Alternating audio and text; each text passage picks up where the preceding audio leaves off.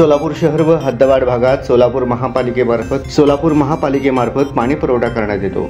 चालू हंगामात राज्याचे पावसाचे प्रमाण अतिशय कमी झाल्याने उजनी धरणात व हिप्परगा तलावात पाण्याची पातळी कमी असल्याने उपलब्ध पाणीसाठा काटकसरीने करून येणाऱ्या उन्हाळ्यातील पाणी पुरवठा सुरळीत राहणे गरजेचे आहे। शहर व हद्दवाढ भागातील नागरिकांकडून मिळकतदाराकडून ज्या ठिकाणी ज्या परिसरात पाणी पुरवठा सुरू असतो त्या दिवशी तेथील रहिवासीकडून धुणे, भांडे, दुचाकी, चारचाकी वाहने स्वच्छ करणे, रस्त्यावर पाणी मारणे इत्यादींसाठी अनावश्यक पाणी पिण्याच्या पाण्याचा वापर होत असल्याने निदर्शनास येत आहे।